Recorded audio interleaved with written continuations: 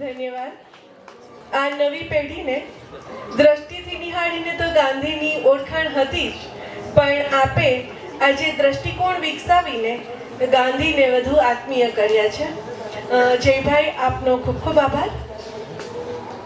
હવે આપણે સૌ આપણા વિશેષ અતિથિ આપણી વચ્ચે ઉપસ્થિત છે એમના વિશે હું ટૂંકો પરિચય આપું તો દિલ્હી સ્થિત સોપાન જોશી સાહેબ અંગ્રેજી સાહિત્યમાં MA કર્યું છે.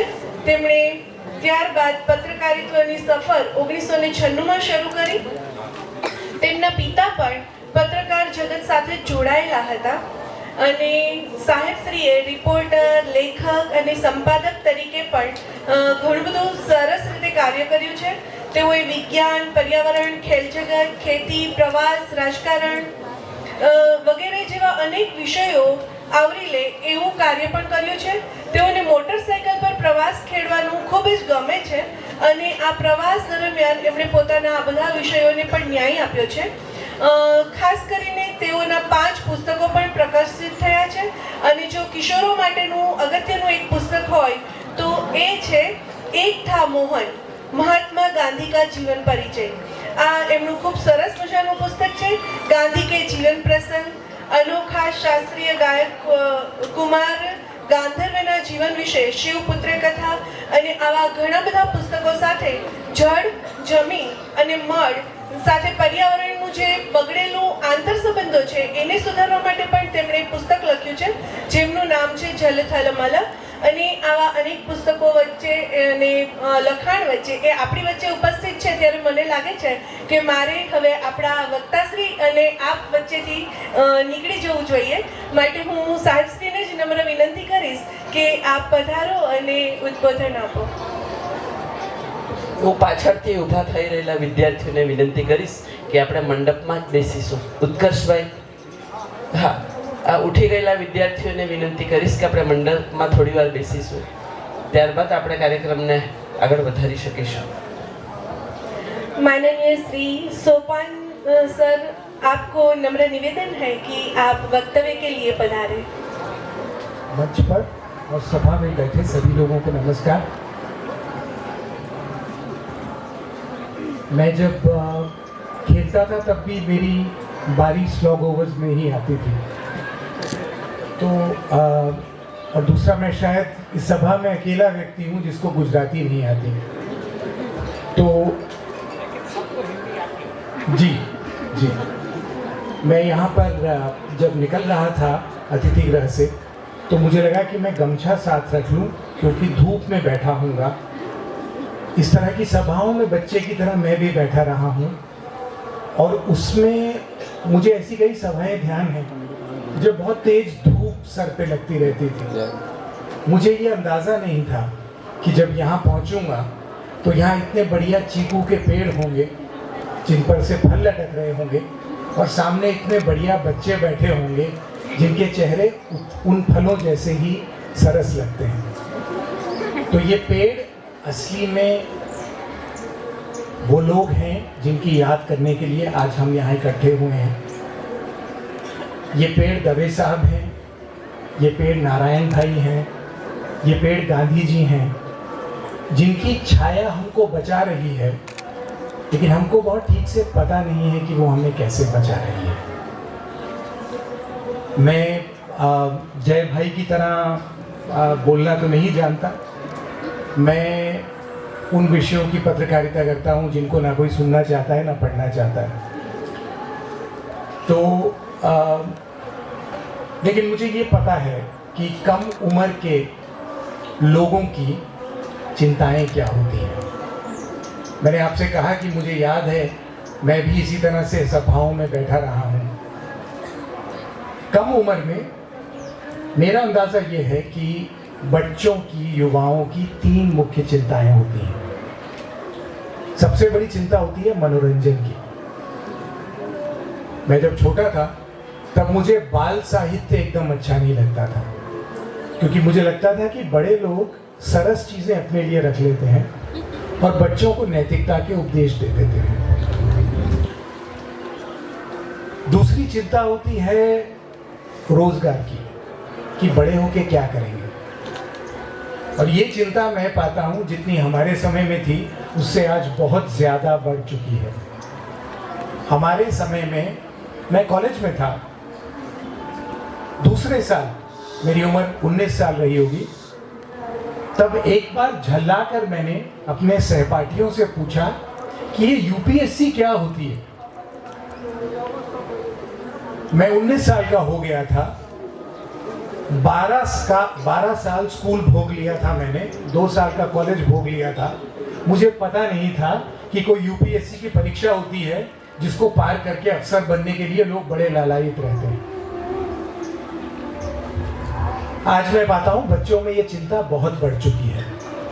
मुझ में ये चिंता क्यों नहीं थी, इसका कारण भी मैं आपको बता देता हूं। मेरा बचपन इसी तरह की संस्थाओं में बीता है, और यहाँ पे वो तीसरी चीज आती है जो बच्चे खासकर लड़कियां ढूंढती हैं, वो होता है एक तरह का सुरक्षा का भाव। मेरा जब जन्म हुआ तब हमारा परिवार दिल्ली के गांधी स्मारक निधि में रहता था। मेरी माँ या पिताजी सुबह तैयार कर देते थे और शाम को ढूंढने जाते थे कि बच्चे कहाँ हैं। उन्हें पूरे दिन पता नहीं रहता था कि बच्चे किस घर में खेले, किस घर में खाना खाया, कहाँ सो गए। ये सुरक्षा गांधी जी के आश्रमों में पाई जाती थी, और इस सुरक्षा का ये प्रभाव रहता था कि कभी हम लोगों को ये चिंता नहीं होती थी कि बड़े होके क्या करना है, बल्कि हमारे घर में ये सवाल पूछा नहीं जाता था कि बड़े होकर क्या बनोगे। एक बार कोई बाहर के सज्जन पहली बार हमारे घर आए और उन्होंने मुझसे पूछ लिया कि तुम बड़े होके क्या बनोगे। तो मेरे पिताजी ने उसका जवाब मुझे देने नहीं दिया। उन्होंने बीच में कहा, बड़ा होके घास छीलेगा। फिर मेरी तरफ देखकर कहा, घास छीलना अच्छा काम है, इसमें कोई दिक्कत नहीं है। मैं पाता हूं आज हम अपने बच्चों को वो सुरक्षा देने में पूरी तरह विफल हो चुके हैं। हमारे बच्चे अगर स्कूल के बस्ते के बोझ में दबे हुए नहीं हैं, तो अपने भविष्य की चिंता में उस उम्र में थक के कोचिंग क्लास जा जाके एंट्रेंस एग्जाम के डर में वहां पहुंच चुके हैं जहां से कोई स्वस्थ समृद्ध जीवन का सपना देख नहीं सकता। हमने अपने बच्चों को डरपोक बना दिया है और एक तरह की शिक्षा के बोझ में बनाया है। ये वो शिक्षा है जिसको पाके गांधी जी वकील बने और 40 साल की उम्र तक वो वकालत छोड़ दी। हमको बहुत कम उम्र से अपने करियर का डर दिया जाता है कि बड़े होके क्या बनोगे। इसी उम्र में जब मैं था तब मैं सुनता था लोगों से कि पढ़ लिख कर बेहतर इंसान बनो, और ये मेरे कान में बड़ा चुभता था, क्योंकि मुझे समझ में नहीं आता था कि मैं अभी जैसा हूं उसमें क्या बुरा है। मैं पाता हूं हमने शिक्षा के नाम पे अपने बच्चों के आत्मविश्वास की टांग तोड़ना सीख लिया है। हम पहले अपने बच्चों को डरपोक और विश्वासहीन बनाते हैं, और उसके बाद हम उनको कहते हैं कि पढ़ लिख कर बेहतर बनो। तो मैं यहां पे आपको पहली चीज गांधी जी के हवाले से ये कहना चाहता हूं कि आप लोग जो हो, जैसे हो, अच्छे हो।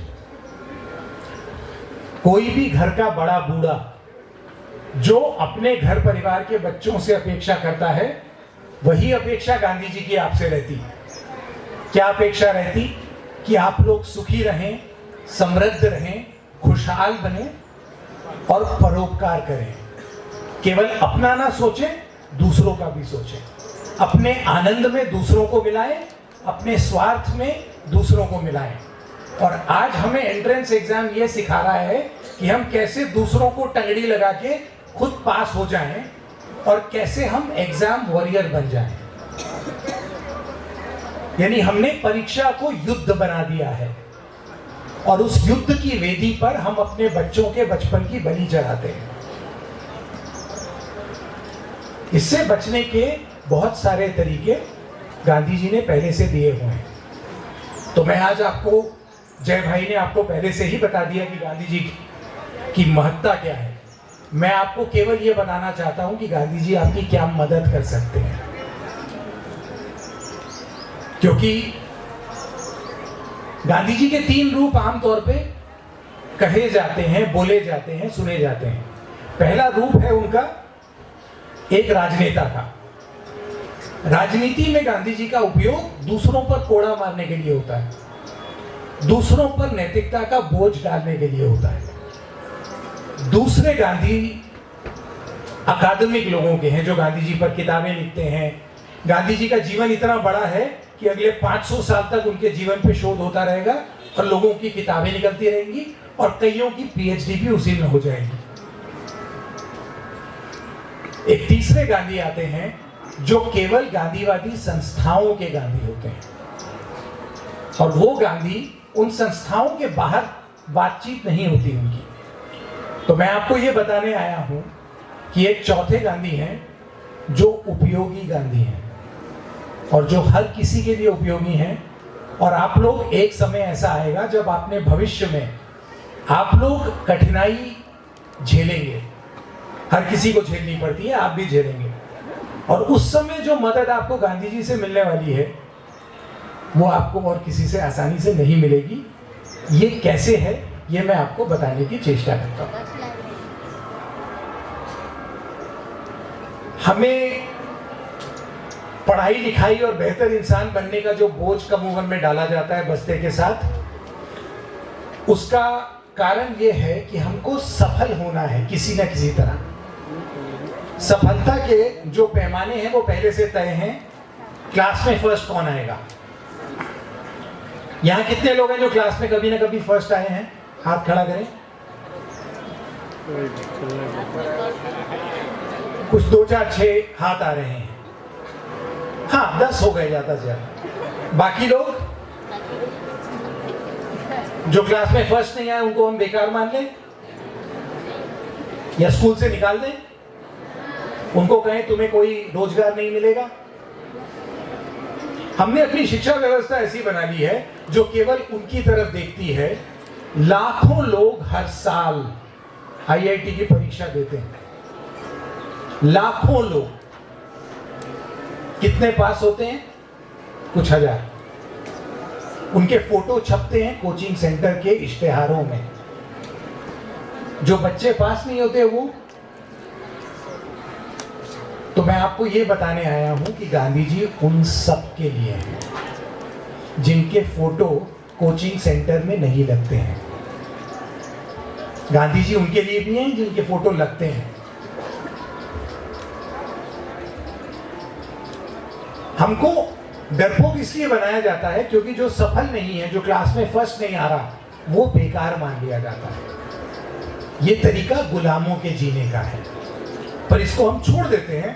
और पहले हम लोग ये पूछते हैं, आप में से कोई अगर जवाब देगा तो मुझे अच्छा लगेगा, जो लोग एकदम सफल हो जाते हैं, सफलता की सारी सीढ़ियां चढ़ लेते हैं, वो अपने धन दौलत का क्या करते हैं ये बताइए।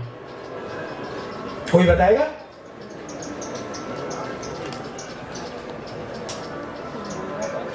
क्या करते हैं? किसी की आवाज आई वहां से। बांट देते हैं। नहीं नहीं नहीं नहीं, मूंगफली बांटते हैं। बांटना उतना होता है जितना टैक्स बचाने के लिए चलता है। बड़े के लिए आपको जितना बड़े बड़े जवाब दे सकते हैं। बहुत बड़ी नौकरी ले लेते हैं, उसके बाद क्या होगा? आप सफल हो गए, आपको बहुत बड़ी नौकरी मिल गई, आपने बंगला खरीद लिया, महंगी गाड़ी खरीद ली। बड़े जवाब दे सकते हैं। आप भी दे सकते हैं। तो यहाँ का मैं आपको इतनी देर से देख रहा हूँ, आप किसी बालक के रूप में बैठे हैं वहां। आप अपने आप को इनसे अलग ना माने बिल्कुल। यहाँ का जो माहौल है, ये एरिया का, ये आदिवासी विस्तार की, हाँ। कार की बात करता हूँ जी पैसा आया तो महंगी महंगी कार लेने का, बिल्कुल। पैसा आया तो अपना घर तोड़ देने का और बड़ा घर बनाने का, ये सब कर लिया आपने। उसके बाद क्या करेंगे? दूसरा मैरिज आया तो लाखों रुपया मंडप में खर्चने का, बिल्कुल। लाखों रुपए की शादी करना, खाने में लगा देना, खाने में लगा देना, कभी हेलीकॉप्टर से उतरेगा और कभी हाथी के ऊपर बैठ के आएगा। बिल्कुल। उसके बाद क्या करेंगे? ये सब मिल गया, उसके बाद जो करेंगे वो मैंने देखा है, इसलिए मैं आपसे पूछ रहा हूं। कोई बताना चाहेगा?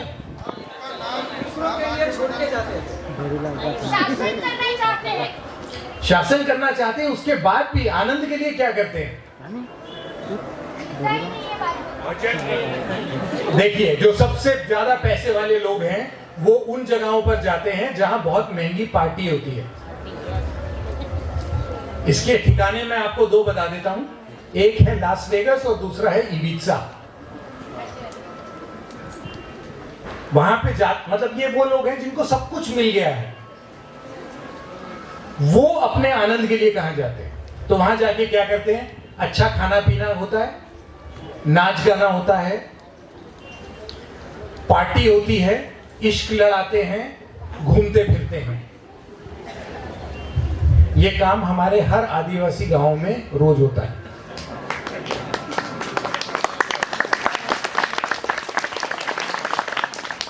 मेरी पत्रकारिता का एक बड़ा हिस्सा आदिवासी समाज पे लिखने में गया है। मुझे बहुत से आदिवासी गांव घूमने को मिले हैं। आदिवासी महिलाएं उतनी डरती नहीं है जितनी मैंने पाया है शहरों में या गांव में दूसरी महिलाएं जितना डर के रहती हैं, क्योंकि आदिवासियों को डर सिखाया नहीं जाता। आदिवासियों को यह पता होता है कि हम प्रकृति से हैं। आपको मैं दो उदाहरण देता हूं। यहां कुछ आदिवासी परिवारों के बच्चे हैं क्या? हाथ खड़ा करके बताओ। ये बात, तो अब हम बात शुरू करते हैं। हमारे यहाँ बात का बताखड़ा चलता है, तो वो आपको अगर सुनना हो तो बाद में सुनाएंगे। मैं आपको आदिवासी समाजों के कुछ गुण बताता हूं जो आपको ज्यादातर जगह मिलेंगे, जिस वजह से उनको आदिवासी कहा जाता है। वैसे आदिवासियों में और दूसरे लोगों में कोई अंतर नहीं है। उनकी भी दो नाक होती है, दो कान होते हैं, दो आंख होते हैं, दो बाजू होते हैं। लेकिन आदिवासी समाज वो हैं जिन्होंने राज्य के सामने घुटने नहीं टेके।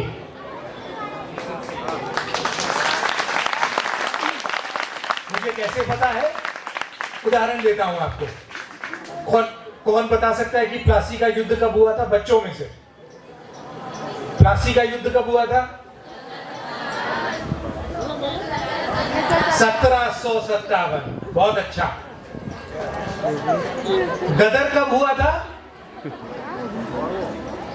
विद्रोह बड़ा कब हुआ था? 1857। 100 साल बाद। तो 100 साल बाद तक क्या किसी ने कुछ नहीं किया? प्लासी के युद्ध के 7 साल बाद संथाल परगना में तिलखा माझी के नाम पे एक बड़े नेता हुए जिन्होंने विद्रोह किया अंग्रेजों के खिलाफ। आप जानना चाहते हैं अंग्रेजों ने क्या किया उनके साथ? उनको घोड़े के पीछे बांधा, पूरे गांव में घुमाया, और जब वो अधमरे हो गए तब उनको एक पेड़ से टांग दिया ताकि आदिवासी लोग देखें कि जो उनका विद्रोह करेगा उनके साथ वो क्या करेंगे। आप जानते हैं उसके बाद क्या हुआ आदिवासी समाज में?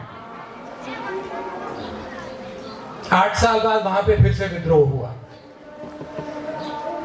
एक के बाद एक आदिवासी समाजों से ऐसे नेता निकलते रहे जिन्होंने अंग्रेजों के खिलाफ अपने लोगों को खड़ा किया। तिलखा माझी, विष्णु मानकी, बिरसा मुंडा, विष्णु मुंडा। मैं आपको 13 ऐसे हूल गिना सकता हूं जो 1765 से लेके 1902 के बीच में हुए। यानी आदिवासी समाज ने कभी घुटने नहीं टेके, मरे लेकिन गुलाम नहीं बने। लेकिन हमारे ये देश का दुर्भाग्य है कि हम अपने आदिवासी समाज में स्वाभिमान नहीं देखते।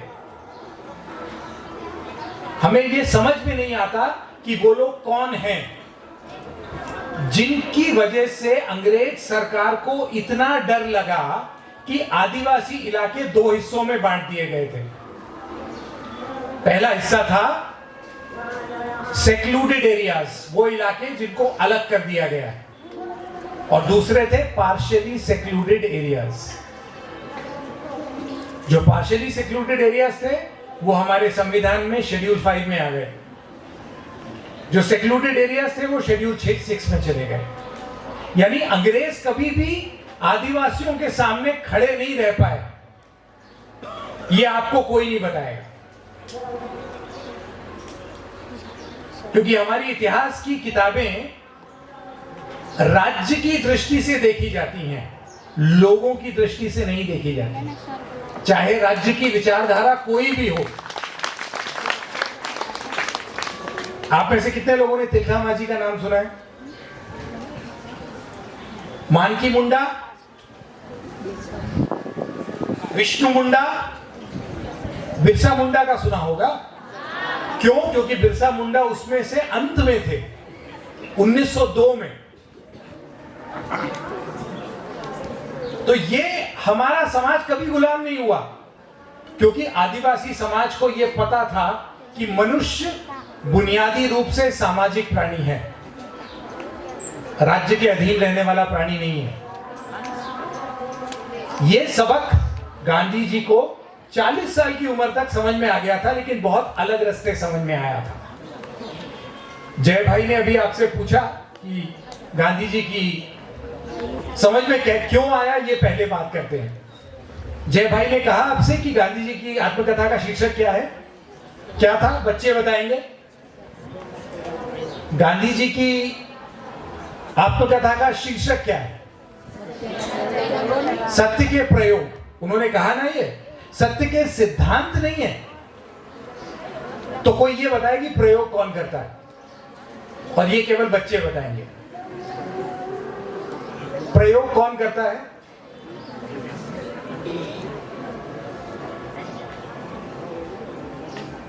मैं बहुत देर चुप रह सकता हूं, मुझे बोलने से पहले चुप रहना सिखाया गया था।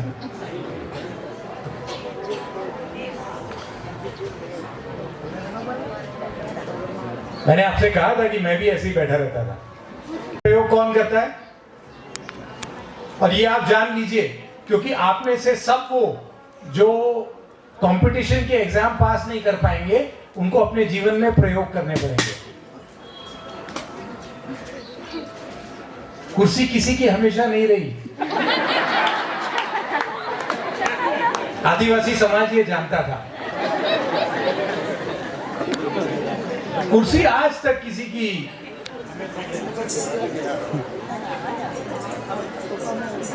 प्रयोग कौन करता है? आप जान लीजिए, क्योंकि आप में से कई लोगों को करने पड़ेंगे, ज्यादातर लोगों को करने पड़ेंगे।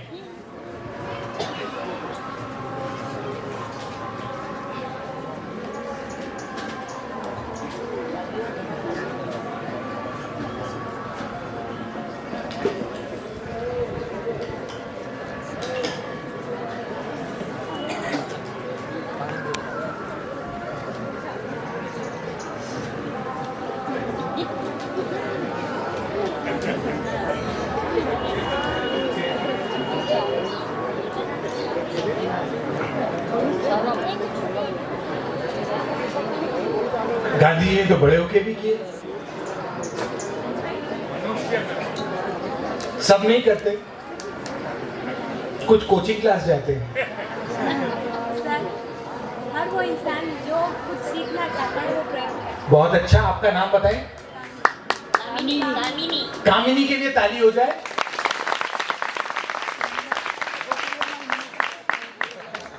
कामिनी ने कहा हर वो व्यक्ति प्रयोग करता है जो कुछ जानना चाहता है ना? तो कुछ जानने की जरूरत क्यों होती है?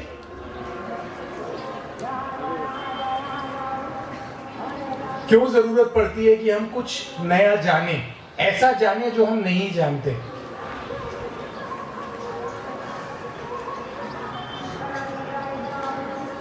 किसी को तो हिम्मत करनी पड़ेगी। कामिनी ने की, वरना मैं मान लूंगा ये आदिवासी बच्चे नहीं है, ये डरपोक है।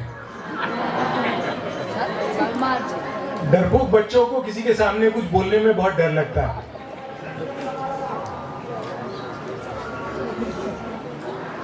कुछ नया जानने की जरूरत क्यों होती है?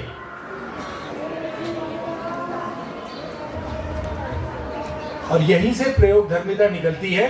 और आप लोगों में से ज्यादातर को अपना जीवन अगर ठीक करना है तो प्रयोग धर्मिता से ही ठीक होगा। आपकी कोई डिग्री काम नहीं आने वाली। अगर माइक होता तो मैं लेके निकल जाता बीच में। वहां से कोई बताए, कुछ नया जानने की जरूरत किसे होती है, क्यों होती है?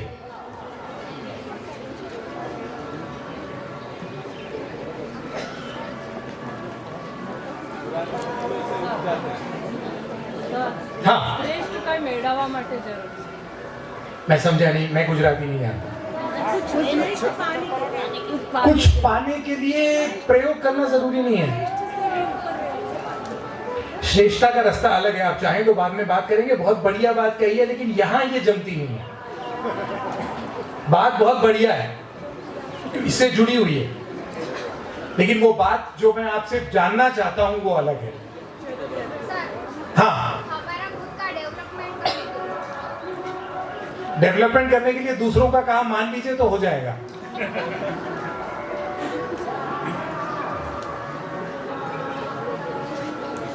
प्रयोग कौन करता है और क्यों करता है? कुछ नया जानने की इच्छा कब होती है? कुछ तो बताइए। कर सकते हैं, लेकिन वो भी किनारे से आता जवाब है, मूल जवाब नहीं है। आवश्यकता भी मूल जवाब नहीं है। मुझे बहुत सारी आवश्यकता है, लेकिन मैं प्रयोग नहीं कर रहा। सर, हमने कुछ नया जाना है। हाँ, यह परफेक्ट है या नहीं, तो हमें स्वीकारने के लिए भी प्रयोग करना। पास में आ गई ये, और एक कदम आगे बढ़ा। पहला कदम कामिनी ने लिया, दूसरा कदम इन्हें लिया। नाम बताइए। हाँ, योगिनी के लिए ताली हो जाए। योगिनी, कामिनी, मुझे लगता है यहाँ देवियां प्रकट होने वाली हैं। कामिनी ने ये कहा कि उस व्यक्ति को पता होता है कि उसको कुछ जानना है, और कुछ जानने के लिए पहले ये मानना पड़ता है कि मैं नहीं जानता। हम लोगों को बचपन से शिक्षा शुरू कहां से होती है, इसका मैं आपको उदाहरण देता हूं। शिक्षा शुरू कहां होती है? अंकल आए हैं, पोएम सुनाओ। और अच्छा छात्र कौन होता है? जो क्लास में बड़े अच्छे नंबर पाता है। यानी हम दूसरों को खुश करने के लिए जो करते हैं उसको हमने शिक्षा मान लिया है, और वो शिक्षा हो सकती है, प्रयोग वो नहीं होता। प्रयोग के लिए पहले ये मानना पड़ता है कि मैं नहीं जानता। गांधी जी के प्रयोग वहां से शुरू होते हैं जहां उनको ये पता लग जाता है कि वो नहीं जानते। ये बड़ा अजीब है, मेरे देखते देखते बदल गया है। मेरा जन्म तब हुआ है जब आप जब संसद में थे, उस समय मेरा जन्म हुआ है, बिल्कुल 73। लेकिन मेरे देखते देखते चीजें बदल गई हैं। पहले के लोग बहुत आसानी से ये कह देते थे कि वो नहीं जानते। हाँ, कितने लोग आए थे? अल्लाह जाने कितने लोग आए थे। कहां जाएंगे? राम जाने कहां जाएंगे। क्या करोगे? भगवान जाने क्या करेंगे। ये कहते हुए हर व्यक्ति ये मानता था कि सब कुछ हम नहीं जानते।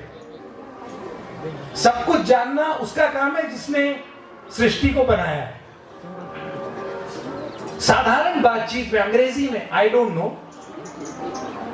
और देखते देखते हमारा समय ऐसा आ गया है जब जिसके पास मोबाइल है वो सब कुछ जानता है। ये मेरे देखते देखते अंदर आ गया है। हमने ये सोचना बंद कर दिया है कि हम क्या नहीं जानते। जब तक हम ये नहीं सोचेंगे हम क्या नहीं जानते, हम वो जानने का प्रयास कर ही नहीं सकते, जिसके लिए प्रयोग करना पड़ेगा। और यही कारण है कि हिंदुस्तान में इतने आईआईटी हैं, लाखों लोग आईआईटी के परीक्षा देते हैं, साइंस एंड टेक्नोलॉजी की इतनी सारी कोचिंग क्लास हैं, लेकिन हिंदुस्तान में कोई नई समय में विज्ञान की बड़ी खोज हुई हो ऐसा नहीं दिखता। हम सॉफ्टवेयर के गुलाम बनाते हैं जिनको कंपनियों में रखा जाता है गुलामी करने के लिए। इसको विकास कहा जाता है। कोई ये नहीं कहता कि विकास कब आ गया। राम का बहुत नाम है, बड़े राजा थे। कहीं सुना आपने राम ने अयोध्या का विकास किया? सुना कहीं? आपने सुना कहीं कि अशोक बहुत बड़े सम्राट हुए, चंद्रगुप्त मौर्य बहुत बड़े सम्राट हुए? सुना कहीं कि उन्होंने मगध का विकास किया हो? और आगे आ जाते हैं, हर्ष बहुत बड़े राजा हुए। आपने सुना कहीं कि हर्ष का राज कहां था? हर्ष रहने वाले हरियाणा के थे, लेकिन उनका राज उत्तर प्रदेश में था। कहीं आपने पढ़ा कि उन्होंने उत्तर प्रदेश का विकास किया? मुगल साम्राज्य बहुत बड़ा था। आपने सुना शाहजहां ने देश का विकास किया? तो ये विकास आया कहां से? और मैं ये आपको बताना चाहता हूं कि विकास आदिवासी समाज को सबसे बड़ा खतरा है। विकास शब्द दूसरे विश्व युद्ध के बाद ब्रिटेन और अमेरिका के राष्ट्रपति ने जो मिलकर संधि की, जिसे अटलांटिक चार्टर कहते हैं, उसके बाद आता है। यानी गुलामी का कोई नया तरीका ढूंढने के लिए, जब उनको पता था कि विश्व युद्ध के बाद हमारा साम्राज्य टूटेगा, तब हमें लोगों पर अपना नियंत्रण बना के रखना है। उसके लिए क्या तरीका निकालना है? विकास। उसके लिए शब्द इस्तेमाल हुआ डेवलपमेंट। डेवलपमेंट का हिंदी अनुवाद निकला विकास। अब आप देखिए, जहां जहां आदिवासी समाज इस देश में है, वहां नदियों में पानी है और साफ पानी है। जहां आदिवासी समाज है वहां जंगल है और स्वस्थ जंगल है, वन्य प्राणी है। विकास की भाषा में एक साफ नदी की कोई कीमत नहीं होती, जैसे विकास की भाषा में आदिवासियों की कोई कीमत नहीं होती। जब तक वो उसका पानी बांध बना के रोक न लें और उससे अपना विकास न कर लें, यानी अब बहुत जल्दी वो समय आ गया है जब विकास केवल गुंडागर्दी के नाम पे होगा, और जब लोगों को प्लॉट खाली कराने के लिए गुंडे लाने होंगे तो लोग कहेंगे तुम्हारा विकास करूं क्या? गांधी जी की भाषा में आपको कहीं विकास नहीं मिलने वाला। गांधी जी को यह पता लग गया था। गांधी जी ने इसको राक्षसी सभ्यता कहा है, क्योंकि उनको पता था कि ये केवल उन मुट्ठी भर लोगों के काम आने वाली चीज है जो क्लास में फर्स्ट आते हैं। 50 लोगों में से 45 के काम आने वाला नहीं है और उसमें से 35 को नुकसान करने वाला है। लेकिन ये आज हमारे समय का सबसे बड़ा धर्म बन गया है। अब आप देखिए, जो भी विकास की बात करता है उसकी आंख में आदिवासी किसी काम के नहीं है, उसके लिए जंगल बेकार है। ये लोग कहते हैं, आपको इंजीनियर मिल जाएंगे जो कहेंगे नदियों का पानी बेकार समुद्र में जा रहा था, उसको रोकना है।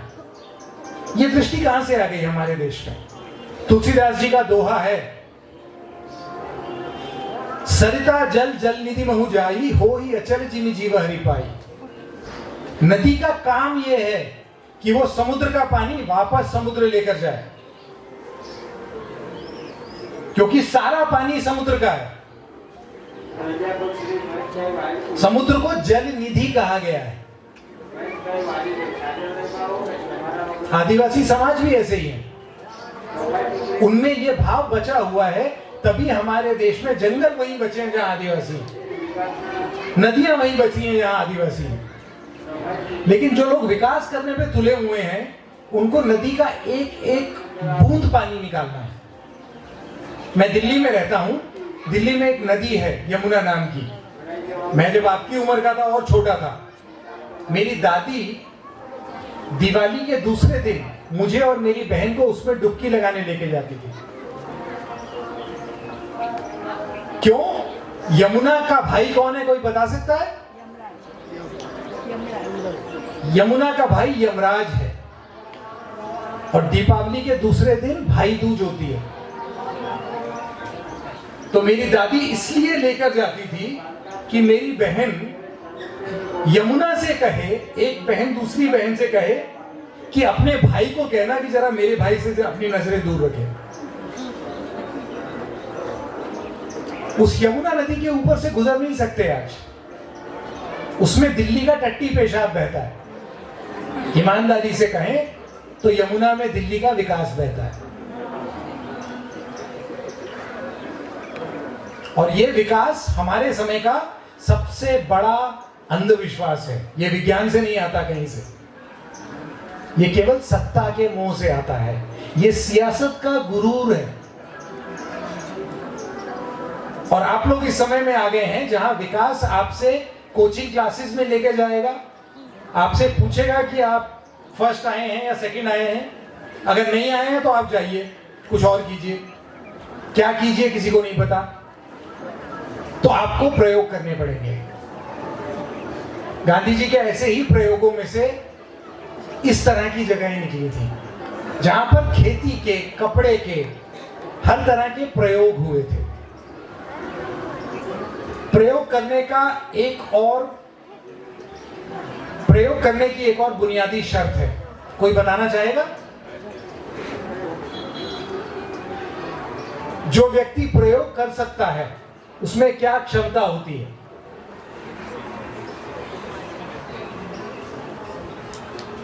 नहीं, ये बच्चे आदिवासी नहीं है।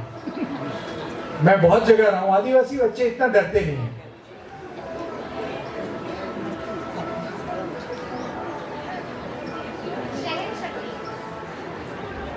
सहन शक्ति से पहले साहस चाहिए। और साहस की हमने एक विकास की तरह एक बाजारू उसका एक वर्णन बना लिया है। उसको मूंछ पे ताव देना साहस हो गया। हमने मान लिया साहस वो होता है जो ऐसे करता है। किसी महिला का पति मर जाए और बहुत कष्ट में वो 3 बच्चों को पाल पोस के बड़ा कर ले, इसमें हमको कोई साहस नहीं दिखता। क्योंकि महिलाओं का साहस तो कुछ माना ही नहीं जाता। साहस उसका माना जाता है जिसके हाथ में डंडा हो। इसीलिए लोगों को अहिंसा समझ में नहीं आती। मेरे हाथ में डंडा है तो मैं साहसी हूं। असल में साहस उसका होता है जो उसके सामने खड़ा हो सकता है जिसके हाथ में डंडा है। और हमारे समय का सबसे बड़ा डंडा विकास है। ये पीटने के लिए पीछे भाग रहा है। ये जमीन से निकालेगा लोगों को, क्योंकि जमीन कॉर्पोरेट खरीदेंगे। नदियों पे बांध बनाएगा और ये आपको अपना टाइम काटने के लिए YouTube और Instagram पे रील चलाने के लिए तैयार करेगा। आप रील चलाते रहिए। तो ये गांधी जी को समझ में कहां से आया, गांधी जी में साहस कहां से आया? आप अगर उनका खुद का लिखा पढ़ेंगे तो उनको महिलाओं को देख देख के साहस की समझ आई है। जब दक्षिण अफ्रीका में रहते थे तब एक 17 साल की युवती उनकी सेक्रेटरी थी। उसका नाम था सोनिया श्लेसिंग। वो रात के 2 बजे साइकिल लेके निकल जाती थी बिना डर के। गांधी जी ने कहा है उसको देख के मुझे ये पता लगा कि कहीं से भी महिलाएं पुरुषों से कम नहीं होती। और कमजोर ताकतवर कैसे बनता है ये उन्होंने ऐसे अनुभवों से सीखा। गांधी जी पहले ये नहीं मानते थे कि पुरुषों को और महिलाओं को घर में एक सा काम करना चाहिए। तो उनके एक दोस्त थे हेनरी पोलैक। उनके पिता का झगड़ा हो गया था क्योंकि वो ईसाई लड़की से शादी करना चाहते थे। गांधी जी ने बीच में पड़ के दोनों की शादी कराई। फिर वो दंपत्ति आके गांधी जी के घर में रहने लगे। 18 साल की थी वो मिली ग्राहम और वो महिलाओं के आंदोलन से निकल कर आ रही थी। अब वो रोज जब खाना खाने साथ बैठते थे तो मेज पे गांधी जी से कहती थी कि भारतीय पुरुष महिलाओं के साथ ठीक व्यवहार नहीं करते, काम सारा महिलाएं करती हैं और पुरुष सारा आराम करते हैं घर में। तो गांधी जी को शुरू में ये सब गांधी जी ने कहा तुम जानती नहीं हो हमारी परंपरा अलग होती है। धीरे धीरे गांधी जी को ये समझ में आने लगा कि ये बात तो सही कह रही है।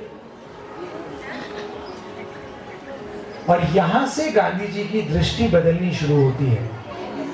यहाँ से गांधी जी में प्रयोग धर्मिता आनी शुरू होती है। यहीं से गांधी जी वकालत छोड़ते हैं और यहीं से गांधी जी विकास की मृत तृष्णा से दूर हो जाते हैं। ये बातें आपने अगर नहीं जानी, हो सकता है आप लोग यहां से जाने की जल्दी में हो अभी, लेकिन आप ये जान लीजिए कि आप में से ज्यादातर लोगों को बड़े होने के बाद दिक्कतें आएंगी, और जब वो दिक्कतें आएंगी तब ये विकास आपकी मदद नहीं करेगा, गांधी जी करेंगे। गांधी जी आपको ऐसे तरीके बताएंगे जिससे आप कठिनाई में खड़े रह सकते हैं, उसका ऐसा जवाब दे सकते हैं जो आपकी हिम्मत बढ़ाए, आपका आत्मविश्वास बढ़ाए और आपको सुखी और समृद्ध बनाए। मुझे लगता है काफी देर हो गई, बच्चे थक गए हैं, यहां मुझे अपनी बात को विराम देना चाहिए। ठीक है, आप सब लोगों ने इतने धीरे से सुना, आपका बड़ा आभार। नमस्कार। बच्चों को समझाया कि हम अगर सफल होंगे तब भी गांधी जी हमारे साथ हैं, और अगर कोई बात में असफल भी हो गए फिर भी सफलता के लिए गांधी जी हमेशा हमारे साथ हैं। अब मैं भावना बहन से अनुरोध करूंगी कि वो मंच पर पधारे और आनंद दर्शन करें। આ વેડછીના વલ્લાની હરિયાળી ભૂમિમાં જ્યાં અવિરત આપણા દેશના મહાન વિભૂતિઓના વાઇબ્રેશન થયા કરે છે, એવી પવિત્ર ભૂમિ છે વેડછી। આ વાઇબ્રેશનના કારણે જ આજે પણ આ વેડછીના વલ્લાની હરિયાળી જળવાઈ રહી છે, અને એને ટકાવવા માટે આપણે સૌ જે કાર્ય કરી રહ્યા છીએ એવા જ કાર્યક્રમના ભાગરૂપે આજના 76મા ગાંધી મેળામાં આભાર વિધિના કાર્યમાં ગાંધી વિદ્યાપીઠ વતી હું ભાવના ગરાસિયા આપ સૌનું હાર્દિક શાબ્દિક સ્વાગત કરું છું।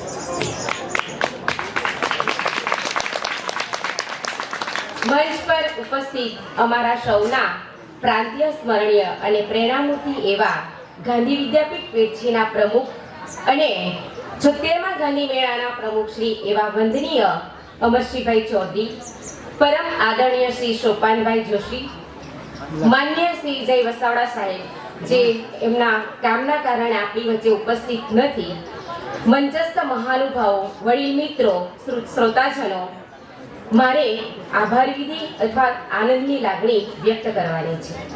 પ્રથમ તો હું પરમ આદરણીય સોપાનભાઈનો આભાર માનીશ, આપણા આમંત્રણને માન આપી આપણી વચ્ચે આવ્યા।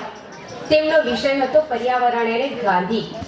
પર્યાવરણની વાત કરીએ તો આજે પર્યાવરણની જાળવણીનો ખૂબ મોટો પ્રશ્ન દેશ અને દુનિયા માટે છે। તેમણે ગાંધી અને પર્યાવરણને સાંકળીને સરળ ભાષામાં ખૂબ તલસ્પર્શી ભાથું આપ્યું છે। જેઓ દિલ્હીથી આપણી વચ્ચે આવ્યા છે, ખૂબ જ લાંબી જર્ની હોવા છતાં જરા પણ થાક કે કંટાળા વગર ખરેખર હૃદયસ્પર્શી વાત કરી, તેમનો હું ગાંધી વિદ્યાપીઠ સમગ્ર પરિવાર થકી આભાર માનું છું। બીજો આભાર હું શ્રી માનનીય જય વસાવડા સાહેબ, જેને આપણે હવે આપણા માની લીધા છે અને આપણો વિસ્તાર જેને સહજ રીતે સ્વીકારે છે, તેમનું સાહિત્ય જગતમાં ખૂબ જ મોટું પ્રદાન છે અને ખૂબ જ ભીની લોકચાહના મેળવી છે। તેમનો વિષય યુવા અને ગાંધી। આજનો યુવાન પશ્ચિમીકરણ તરફ ધકેલાયો છે, ગાંધીજીના વિચારોથી વેગળો થયો છે। તેમને ગાંધી ચિંધ્યા માર્ગે ઉત્તમ રીતે કઈ રીતે જીવી શકાય તેવી ઉત્તમ વાત આપણને માનનીય શ્રી જય વસાવડા સાહેબે આપી છે। તેઓ ઘણી મોટી જવાબદારી સંભાળે છે, અત્યંત વ્યસ્ત હોવા છતાં આપણી વચ્ચે આવ્યા, તેથી તેમનો પણ ખૂબ આદરપૂર્વક સમગ્ર ગાંધી પરિવાર થકી આભાર માનું છું। ત્રીજો આભાર ફારૂકભાઈ સાહેબનો માનું છું કે જેઓ કેપી ગ્રુપ સુરતના ચેરમેન અને એમડી છે, જેમની મંજૂરીથી આપણને સ્પર્શ નોલેજ સેન્ટર મળ્યું છે અને વિદ્યાર્થીઓના જ્ઞાન અને સમૃદ્ધિની ભેટ આપણને મળ્યા છે, તેથી તેમનો પણ સમગ્ર ગાંધી પરિવાર થકી ખૂબ જ આનંદ સાથે આપનો આભાર માનું છું। ચોથો આભાર મુરબ્બી શ્રી અશ્વિનભાઈનો માનું છું, જેઓ આખા ગુજરાત રાજ્યના ચીફ ઇલેક્ટ્રિકલ ઇન્સ્પેક્ટર છે, જેમના થકી સ્પર્શ એજ્યુકેશનના ઉપક્રમે આપણને સ્પષ્ટ નોલેજ સેન્ટર મળેલ છે અને જેઓ સંસ્થાના વિકાસ માટે સતત ચિંતન કરે છે. તેઓ પણ વ્યસ્ત હોવા છતાં પણ આપણી વચ્ચે આવ્યા, તેથી તેમનો પણ સમગ્ર ગાંધી પરિવાર વતી હૃદયપૂર્વક આભાર માનું છું. આપણા પરમ આદરણીય અમરસિંહભાઈનો પણ ગાંધી વિદ્યાપીઠના સમગ્ર પરિવાર થકી હૃદયપૂર્વક આભાર માનું છું કે જેમના થકી આપણને આ ઉત્તમ વક્તાઓ મળ્યા છે. અંતમાં આ બંને મહાનુભાવોએ ગાંધીના બંને પાસાને આજની સાંપ્રદાયને જોડી ખૂબ જ મર્મસ્પર્શી વાત કરી છે, તેથી તેમનો ફરીથી હૃદયપૂર્વક આભાર માનું છું. મંચ પર બેઠેલા સૌ વડીલો તેમજ સામે બેઠેલ શ્રોતાગણોનો પણ ખૂબ જ હૃદયપૂર્વક આભાર માનું છું. અસ્તુ. સાંજે 8 વાગ્યાથી 11 વાગ્યા સુધી મોટા વિદ્યાર્થીઓનો સાંસ્કૃતિક કાર્યક્રમ હશે. આપણે 8 વાગ્યાથી ફરી પાછા સાંસ્કૃતિક કાર્યક્રમને જોવા માટે અહીંયા આવીશું. શાંતિ. ઓમ તત્સત. શ્રી નારાયણ તું પુરુષોત્તમ ગુરુ તું સિદ્ધ બુદ્ધ તું સ્કંદ વિનાયક સવિતા પાવક તું શક્તિ તું ઈસુ પિતા પ્રભુ તું રુદ્ર વિષ્ણુ તું રામ ચિદાનંદ હરિ તું. ઓમ તત્સત. શ્રી નારાયણ તું. 76મો ગાંધી મેળો.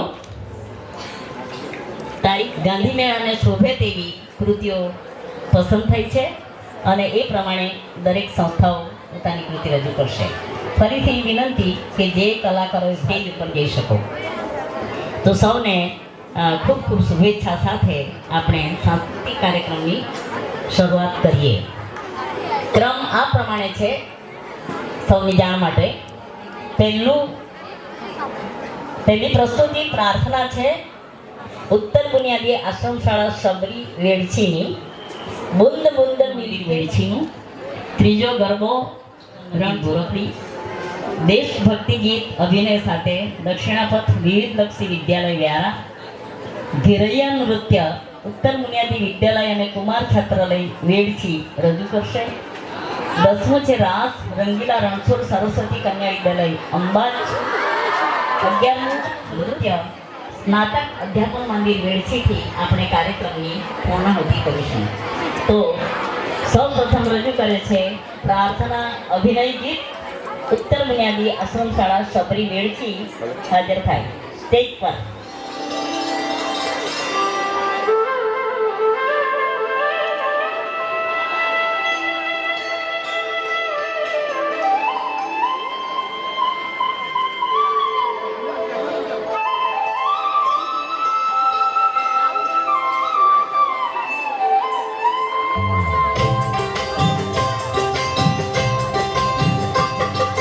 बूंद बूंद मिल के बनी लहर और लहर, लहर लहर मिल के बनी सागर, वो बनी सागर, वो बनी सागर।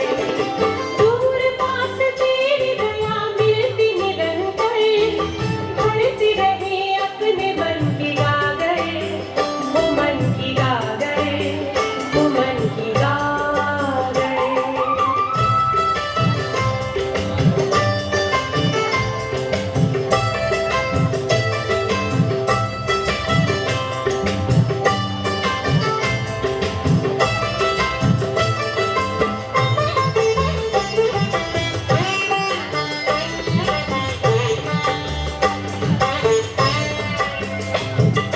तूने हमें दिया जो भगवान से पाया, दिया हमें एक नए मन का उजाला। तूने ही सिखलाई हमें प्यार की सेवा, जब भी कहीं गिरने लगे तूने संभाला। ओ सर्वधर्म समन्वयम् समन्वयम् समन्वयम्, ओ हो हो हो हो हो।